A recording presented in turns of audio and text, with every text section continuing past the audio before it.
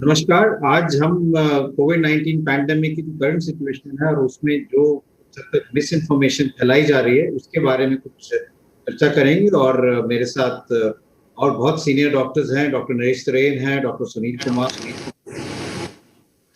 सबसे पहले तो मैं यही कहना चाहूंगा कि अगर हम कोविड 19 की करंट सिचुएशन की बात करें, एक हद तक ये कहना गलत नहीं होगा कि एक टाइप ऑफ पैनिक जो है वो जनता में है, एक टाइप की घबराहट है। और इस घबराहट के कारण लोगों ने कई इंजेक्शन अपने घर पे रखने शुरू कर दिए हैं। रेमडेसिविर जैसे इंजेक्शन की होर्डिंग शुरू हो गई है, ऑक्सीजन सिलेंडर्स की होर्डिंग शुरू हो गई है, जिससे शॉर्टेज भी हो रही है और एक टाइप का अननेसेसरी पैनिक किया जा रहा है। तो सबसे पहले तो मैं यही कहूंगा कि हमें ये समझना चाहिए कि जो कोविड 19 इन्फेक्शन है, ज्यादातर ये एक मामूली इन्फेक्शन है। 85 to 90% जो लोग हैं, इनमें ये एक आम बुखार, जुकाम, नजला, गले में खराश, बॉडी एक्स टाइप की इन्फेक्शन ही होती है। इसमें ना ऑक्सीजन की जरूरत पड़ती है, ना रेमडेसिविर की जरूरत पड़ती है, ना ज्यादा दवाइयों की जरूरत पड़ती है। बुखार की आप गोली लें, जुकाम नजले की दवाई लें, अपने घरेलू नुस्खे करें, भाप लें, योगा करें, इसी से आप ठीक हो जाएंगे। और आपको ना ऑक्सीजन घर में रखने की जरूरत है, ना रेमडेसिविर इंजेक्शन रखने की जरूरत है, और आप आराम से हफ्ते 10 दिन में ठीक हो जाएंगे। हाँ, 10 से 15% ऐसे लोग हैं जिनमें सिवियर इन्फेक्शन हो सकती है, और उन लोगों में ऑक्सीजन और दवाइयों की जरूरत पड़ सकती है, जिसमें स्टेरॉइड्स भी हैं, रेमडेसिविर भी है, कभी कभी हम प्लाज्मा भी देते हैं। और 5% से कम ऐसे मरीज होते हैं जिनको ज्यादा तेज दवाई देने की जरूरत पड़ती है या वेंटिलेटर की जरूरत पड़ सकती है।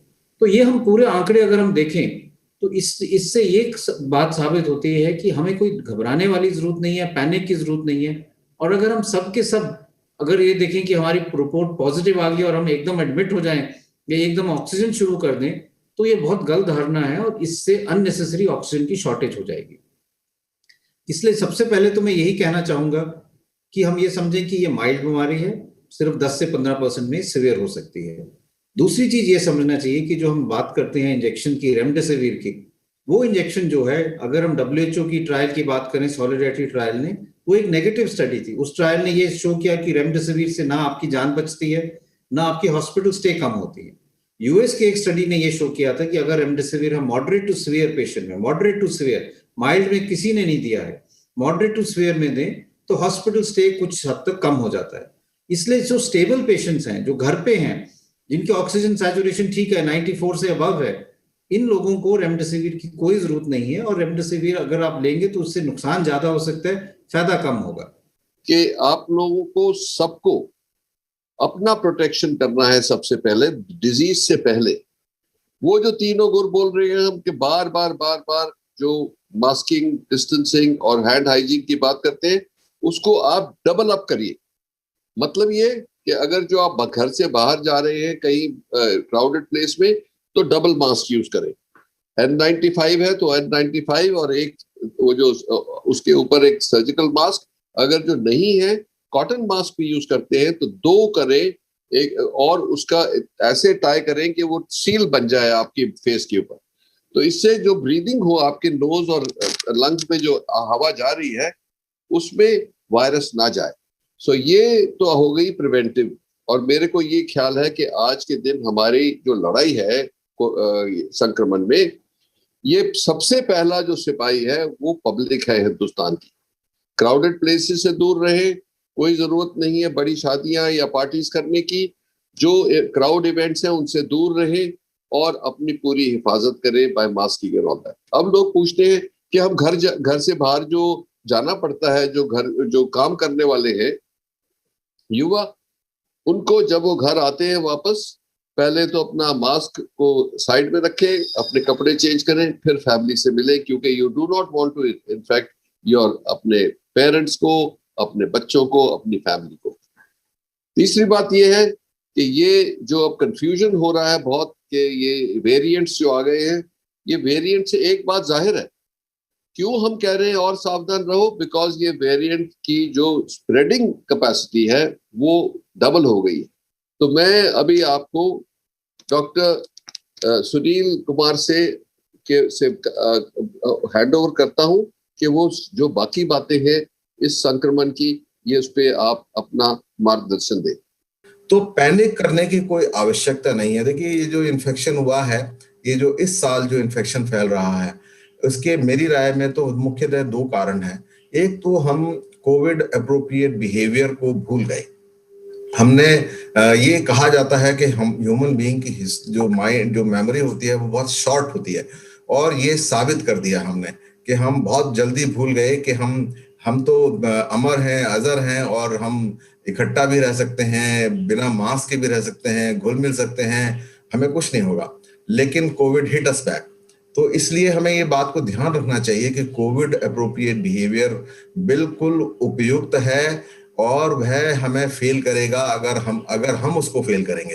तो कोविड अप्रोप्रिएट बिहेवियर को पास करिए, और तो आपको वो पास करेगा, फेल नहीं करेगा। पहली बात तो ये, सरकार ने वैक्सीन की कैपेबिलिटी को कितना ऊपर लेके गए कि हम वैक्सीन से सारी दुनिया को वैक्सीन दे रहे हैं। तो वैक्सीन को अपनाया, वैक्सीन को अपनाइए। वैक्सीन के बारे में गलत गलत धारणाएं बनी थी कि वैक्सीन से इन्फेक्शन हो सकता है, वैक्सीन का साइड इफेक्ट हमें मालूम नहीं है, वैक्सीन के बारे में कहीं ऐसा ना हो बाद में कुछ कैंसर्स होने लगे, और ये वो कई तरह की तमाम बातें की गई वैक्सीन को लेकर भी। तो वैक्सीन को अपनाया नहीं, वैक्सीन को जरा खुली बाहों से और खुले मन से अपनाइए, इसके बारे में पॉजिटिव रहिए। इसमें सरकार आपके स्वास्थ्य की ध्यान रखती है। हमने जो ऐप बनाया है, या जो हमने वो बनाया है, अपना सॉफ्टवेयर बनाया है, उसमें सभी तरह की आपकी जितनी भी समस्याएं होती हैं वैक्सीन को लेकर के, वो सारी रिकॉर्ड की जाती हैं। और उसमें ये पाया गया है कि कोई भी सीरियस साइड इफेक्ट बहुत ज्यादा मात्रा में नहीं है, बल्कि एक तरह से नेग्लिजिबल है। तो वो एक सेफ वैक्सीन आपको दी जा रही है, तो उसको अपनाना चाहिए जनता को आगे लेकर। ये वैक्सीन आपको हमारी जो इन्फेक्शन की चेन को कट करेगी। तो इन सब बातों को लेकर के अब मैं चाहूंगा कि इसी चर्चा को आगे डॉक्टर नवनीत आगे बढ़ाएं। Over to doctor Navneet. धन्यवाद। धन्यवाद डॉक्टर सुनील कुमार। हमें इस बीमारी को हराना है। अब हमारी जिम्मेवारी है कि हमें शहरों को और गांवों को बचाना है।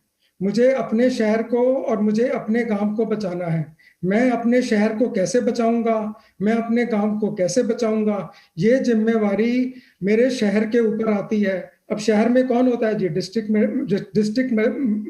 मजिस्ट्रेट होता है, डिस्ट्रिक्ट में पुलिस का अधिकारी होता है, और मेडिकल सुपरिटेंडेंट डॉक्टर्स का अधिकारी होता है। उसके बाद वरिष्ठ लोग होते हैं डिस्ट्रिक्ट के।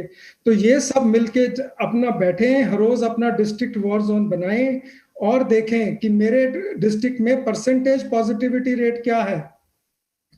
आप देखें कि मेरे डिस्ट्रिक्ट का डिस्ट्रिक्ट पॉजिटिविटी रेट 5% से कम होगा तो वो डिस्ट्रिक्ट नंबर 1 है, और मैं अगर उसको 1% से कम रखूंगा तो वो तो बेस्ट है। तो मेरा एम है, मुझे अपने डिस्ट्रिक्ट का या अपने गांव का पॉजिटिविटी रेट टेस्ट में 1% से कम रखना है। तो अगर मैं 1% से कम रख पाऊंगा, या मैं 5% से कम रखूंगा, तो जो मेरी मेहनत लगेगी, तो मेरा डिस्ट्रिक्ट भी नंबर 1 रहेगा, मेरा इकोनॉमी भी अच्छी रहेगी, मेरे लोगों की जान भी नहीं जाएगी, और मेरे कोई पैनिक भी नहीं होगा।